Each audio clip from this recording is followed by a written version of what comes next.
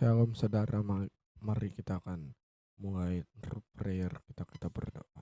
Bapa di sorga, kami bersyukur atas sepanjang hari ini Tuhan telah mempertemukan kami di dalam ibadah prayer meskipun online. Tuhan berkati di dalam nama Tuhan Yesus. Amin. Haleluya.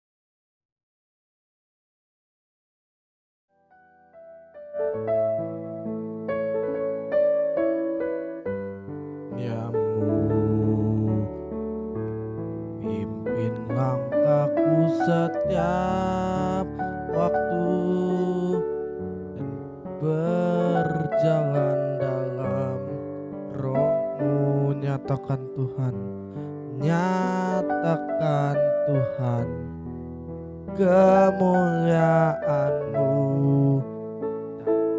dan berjalan denganku, karena Engkau besertaku. Sekarang ku berjalan, kami tahu Tuhan, ku tahu Tuhan, pimpin langkahku dengan kasih karunia-Mu. Langkahku setiap waktu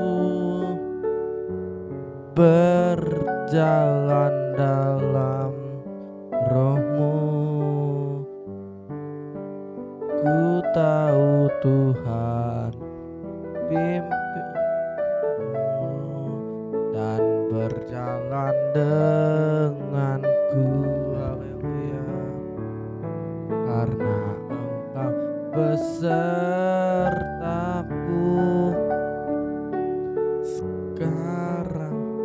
Sekarang ku berjalan, kami perlu Tuhan.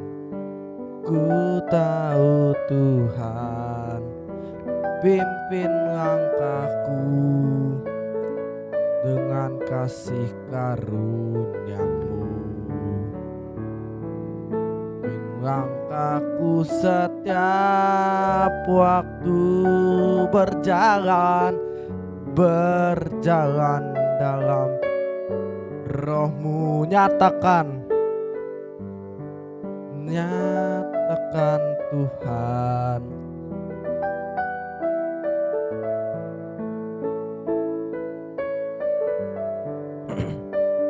haleluya. Katakan, nyatakan Tuhan kemuliaan-Mu dan berjalan denganku. Nyatakan Tuhan kemuliaan-Mu dan berjalan denganku. Haleluya, mari sembah Dia.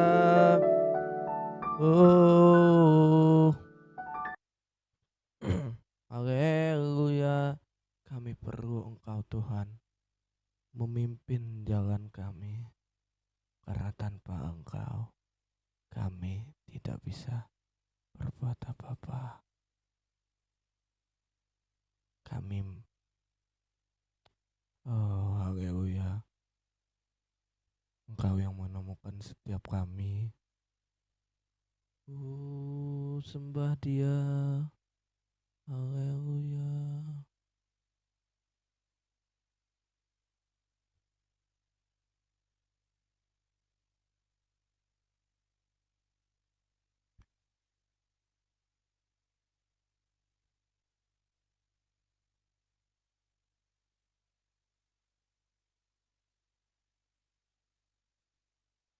Haleluya. Mari kita bersyukur.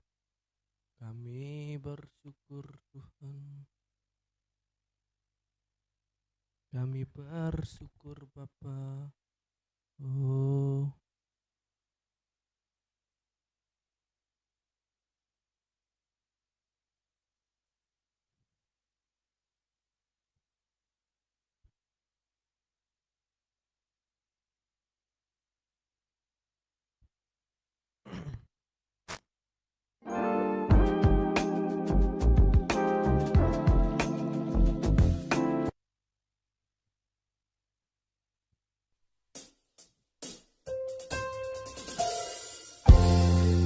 kami bersyukur buat kasih setiamu di dalam hidup kami.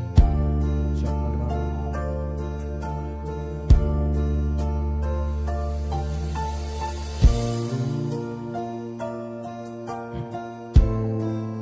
Katakan,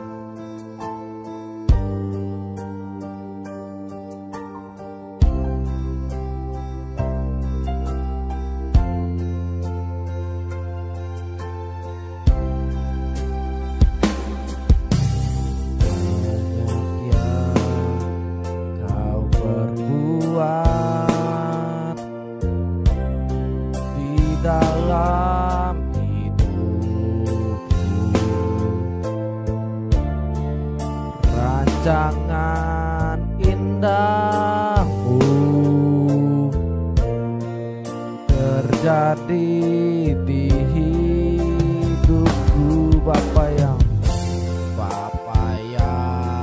mengerti segala yang ku perlu. Kasihmu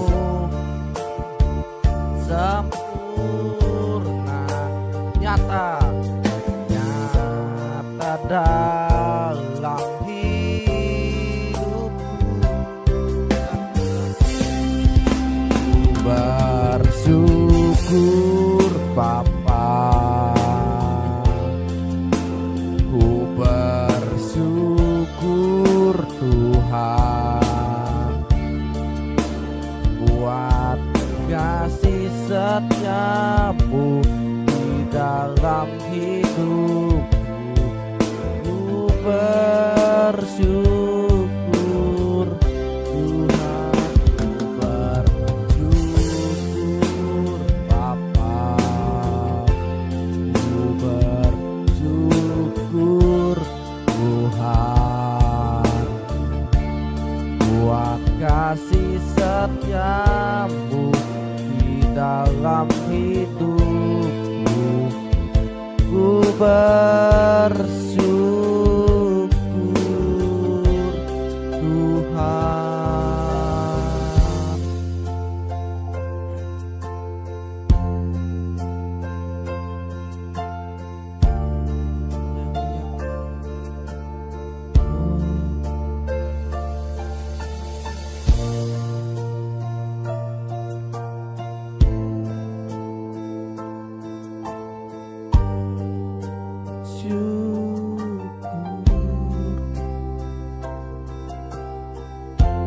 Katakan,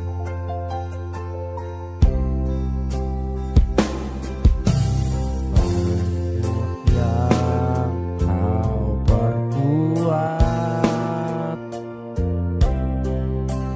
di dalam hidupku. Sebab rancang indahmu terjadi di hidupku. Bapa yang mengerti segala yang ku perlu. Kasihmu sempurna,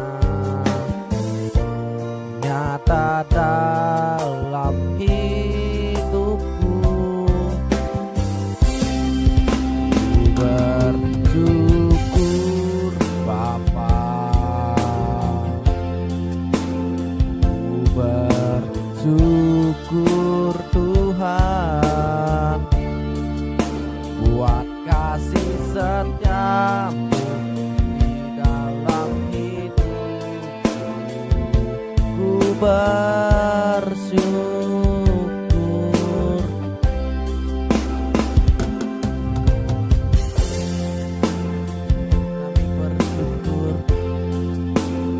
Kami bersyukur Tuhan karena kasih setia di dalam setiap kami. Kami bersyukur.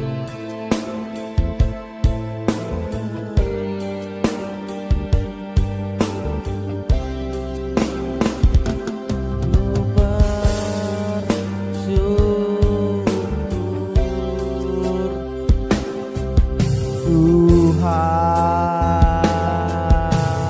haleluya.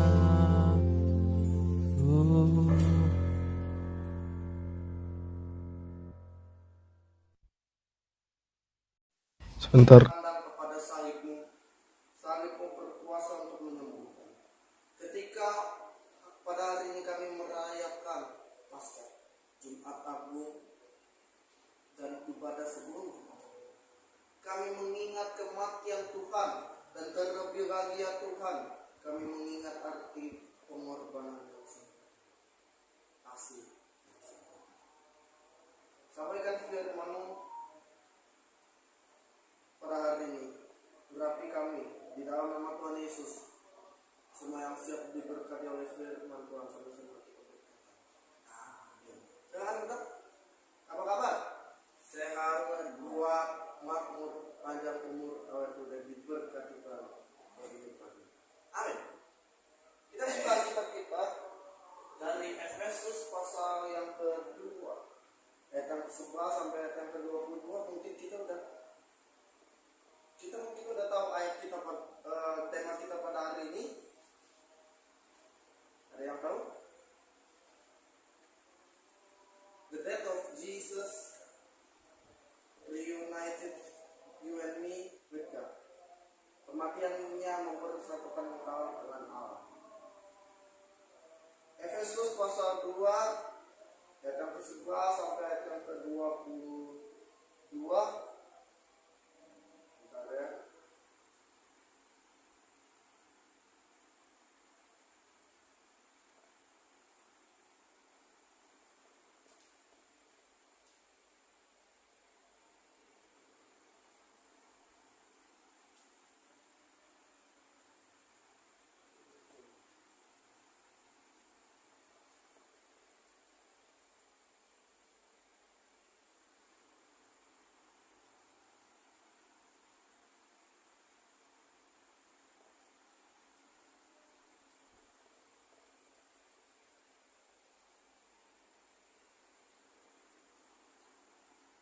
Efesus pasal yang kedua ayat yang ke-11. Kita baca secara bergantian, mulai dari ayat yang ke-11. Aku dan seterusnya dipersatukan di dalam Kristus. Karena itu ingatlah bahwa dahulu kamu sebagai orang-orang bukan Yahudi, menurut daging disebut orang-orang tak bersunat oleh mereka yang menamakan dirinya sunat, yaitu sunat lahiriah yang dikerjakan oleh tangan manusia.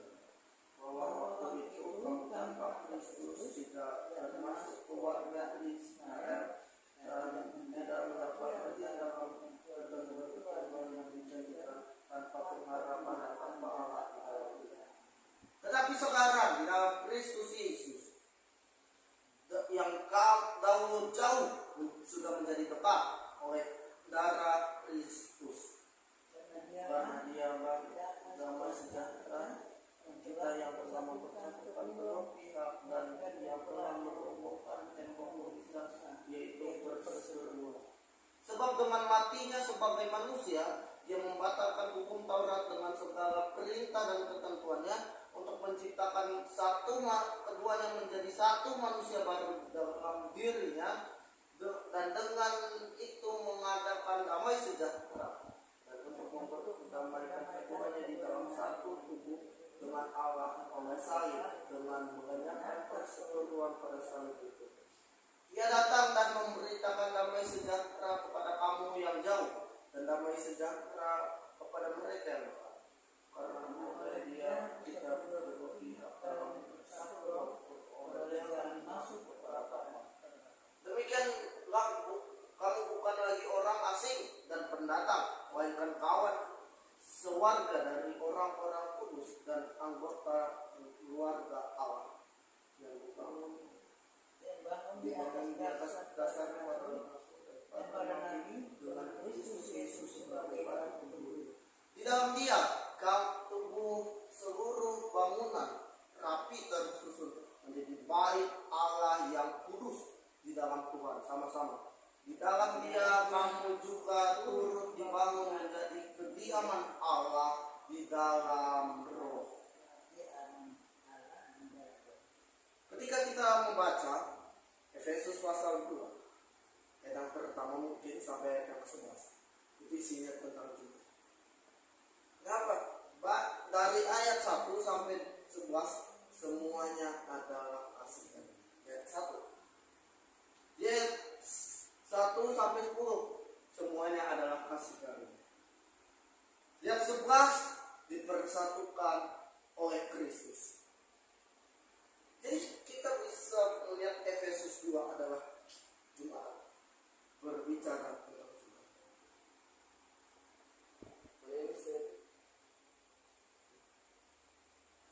Kita nggak asing dengan kata yang namanya persatuan, dipersatukan dan mempersatukan.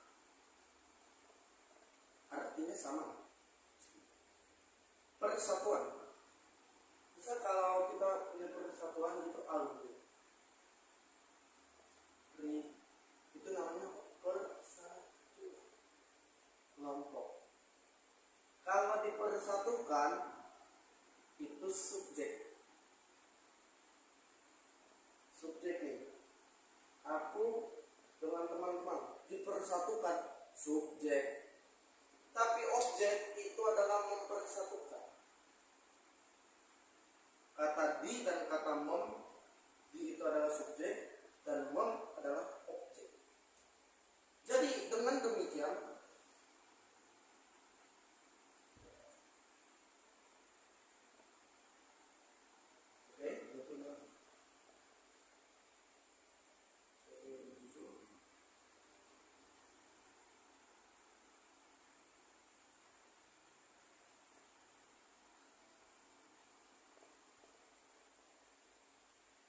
asing gak dengan ayat yang tadi? Karena aku sendiri jarang baca dan jarang dibahas ayat ini.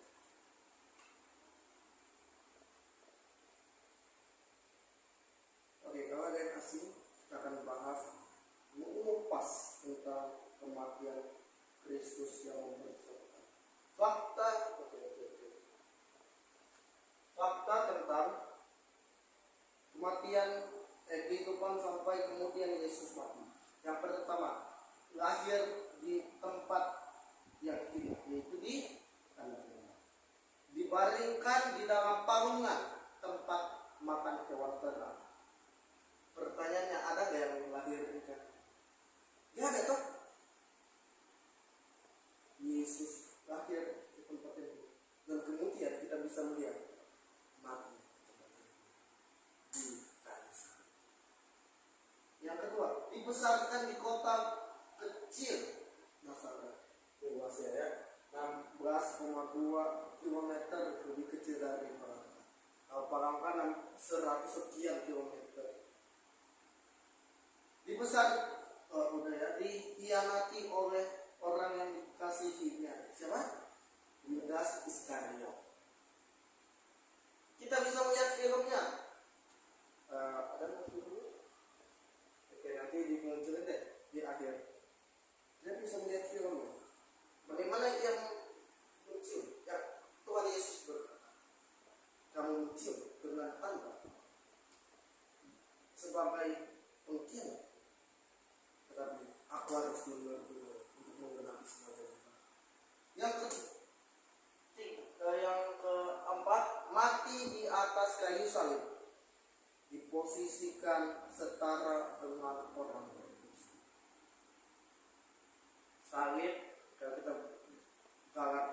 Apa? Terkutuklah orang yang mati di atas kayu salib.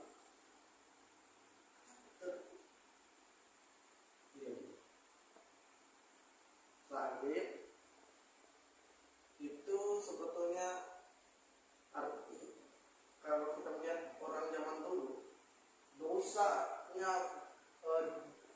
jahatnya itu dilihat.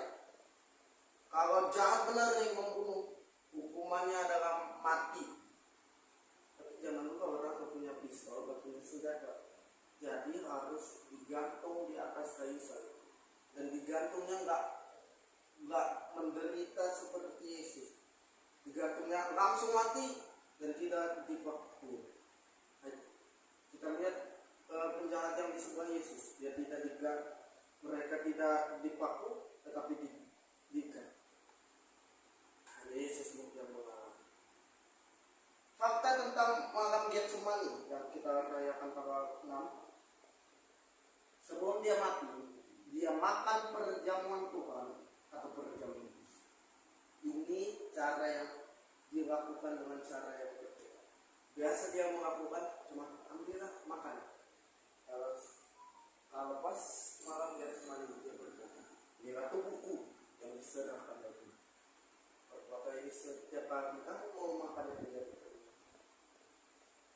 Sama ketika dia mengambil cawan ini adalah perjanjian baru. Dia berkata, ambillah dan minum menjadi perintah.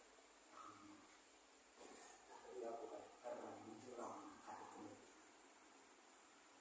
Saat Yesus berdoa di Getsemani, dia mengalami keringat darah. Bahasa medisnya hematidrosis. Kondisi ketika seseorang sedang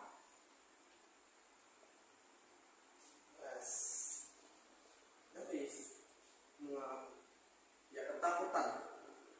Ambillah cawan kengerian ini daripada, tetapi bukan kehendakmu yang jadi, bukan kehendakku yang jadi, tetapi kehendakmu. Next, mengapa Yesus harus mati di kayu salib yang hina? Mengapa tidak dilempar batu saja? Toh sama aja darah tercurah dan jauh lebih terhormat daripada digantung di atas kayu salib. Jauh lebih terhormat, walaupun matinya juga.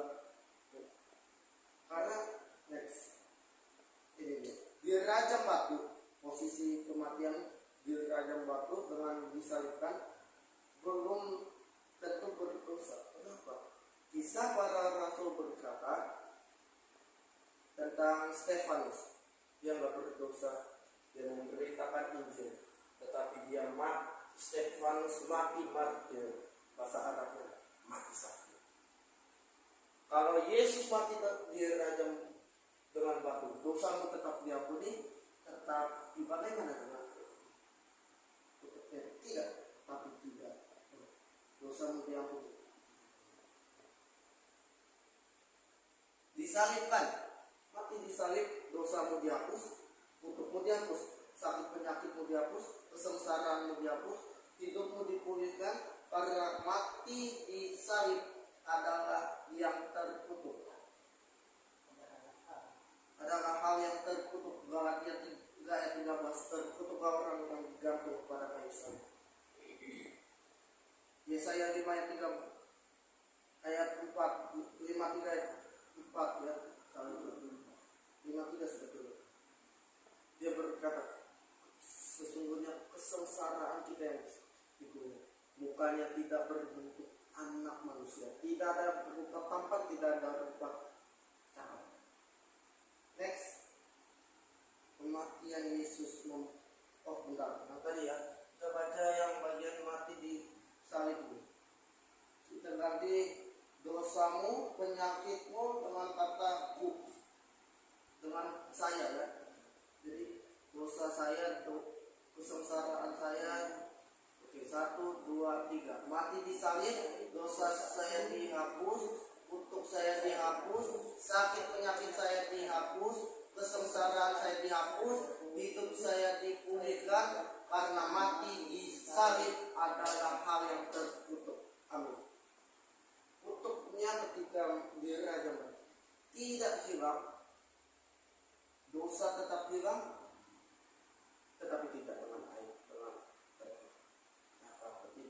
mati salib.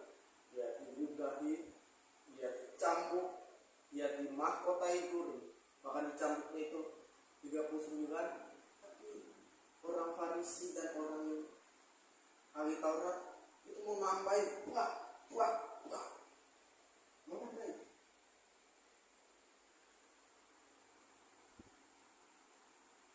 Dosa dihapus, itu dihapus, sengsara. Next, sama-sama 1, 2, 3. Kematian Yesus membawa kita kepada pertobatan ilahi, metanoia, metamorfosa, dari manusia yang tidak percaya menjadi orang percaya. Amin.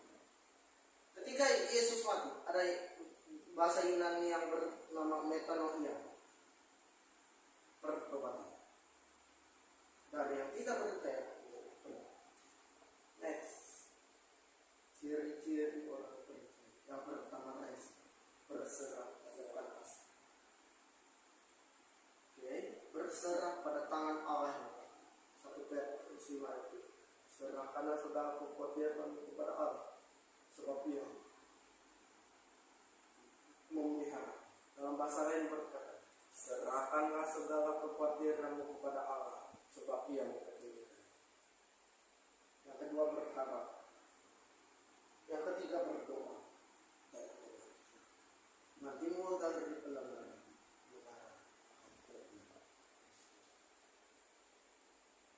1, 2, 3. Kuasa perjamuan Tuhan dan pengurapan minyak urapan. Perjamuan Tuhan, kesembuhan dan pemulihan. Minyak urapan, kesembuhan, pemulihan dan pengurapan. Bentar.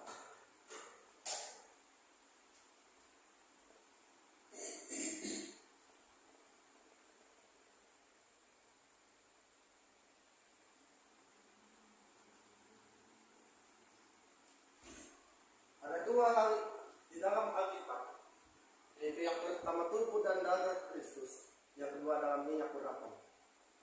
Harus pakai botol seperti itu. Jadi iman kita bukan pada minyak urapan, bukan pada roh, tapi pada tubuh dan darah Kristus, dan juga apa yang kita deklarasikan. Tuh minyak urapan bisa dipakai oleh siapa? Dengan cara pertama mendoakannya, yang kedua adalah percaya. Harus kelihatan, harus.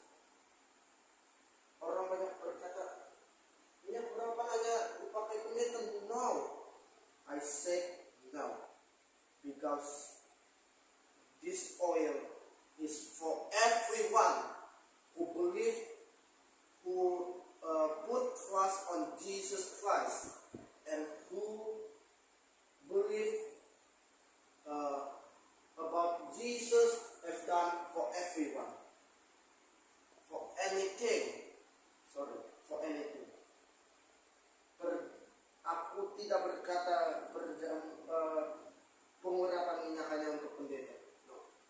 Tetapi siapa yang mempercayai Kristus Yesus yang mati di kayu salib dan mempercayai bahwa Tuhan Yesus sudah menyelesaikannya bagi kita semua, katakan amin. Yang kedua, kematian dan kebangkitan Yesus menggenapkan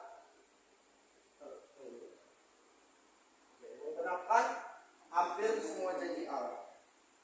Harusnya Natal, harusnya Paskah lebih meriah daripada Natal. Kenapa? Natal hanya menggenapi sepersekian persen dari janji Allah. Hanya sepersekian. Sebab seorang anak lahir untuk kita, seorang putra itu sudah digenapi. Matius pasal 1 sampai 2, Lukas pasal 1 sampai 2. Sudah digenapi. Tetapi itu hanya sepersekian persen. Tetapi kematian dan kebangkitan Yesus menggenapi hampir semua janji Allah. Hanya satu yang itu, mahkota kekal dan Yesus sendiri. Kutuk sudah dipulihkan, keratapan menjadi tari-tarian, apa lagi? Dosa dihapus, sakit penyakit bisnis yang bangkrut, kematian sudah digenap. Tetap bisa mahkota kekal Yesus. Amin. Dan kedua, sama-sama. Yesaya berkata, rupanya tidak berupa anak manusia, dia tidak tampan cakap, tetapi kesengsaraan kita yang ditanggungnya dan penderitaan kita yang dipikulnya, dan oleh bibur-biburnya saya sudah sembuh. Kata kita ganti dengan kata saya. Yesaya berkata, rupanya tidak berupa anak manusia, ia tidak tampan dan tidak cakap, tetapi kesengsaraan saya yang ditanggungnya dan penderitaan saya yang dipikul-pikulnya, dan oleh bibur-bibur Tuhan Yesus saya sudah sembuh. Amin. Just believe, bro. Just believe, sis. Just believe. For God has done. Oh, Yesus sudah selesai dengan dosa. Kita baca gantian. Dia dihina dan dihindari orang, seorang yang penuh kesengsaraan dan yang biasa menderita kesakitan.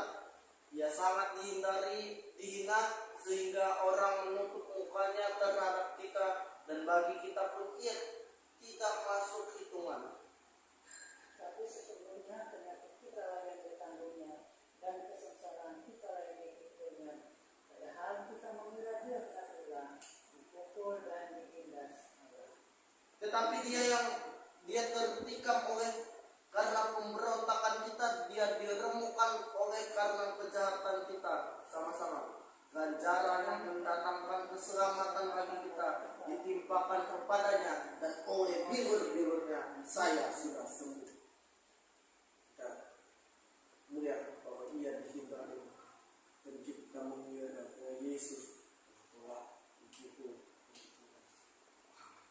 Tetapi bagian nomor ini, tetapi dia tertikam oleh karena pemberontakan kita, dia diremukkan oleh karena kejahatan kita, ganjaran yaitu salib yang mendatangkan kesembuhan dan keselamatan ditimpakan kepadanya, dan oleh bibur-bibur yang kita sembuh. Dia mengembangkan kemuliaan Allah yang hilang dalam diri ini. Kita baca gantian, kedua ketiga. Karena semua orang telah berbuat dosa dan telah kehilangan kemuliaan Allah.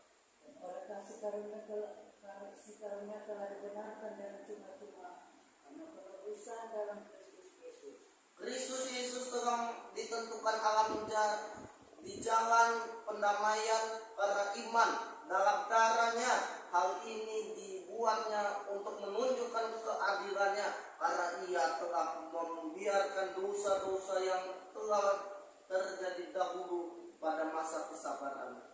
Maksudnya ialah untuk menunjukkan keadilannya pada masa ini, supaya nyata bahwa ia benar dan juga membenarkan kita orang yang percaya pada Yesus. Kemuliaan Allah hilang kapan? Waktu Adam pertama diciptakan, ia serupa dan segambar dengannya. Ya, dalam huruf besar Is Allah.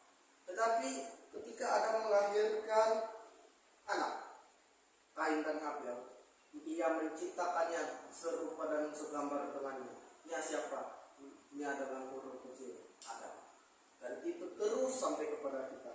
Tetapi kabar baiknya, akulah jalan dan kebenaran dan hidup. Tidak ada satupun yang sampai kepada Bapa kecuali melalui Yesus Kristus. Amin. Kita tunduk kepala, kita berdoa. Haleluya.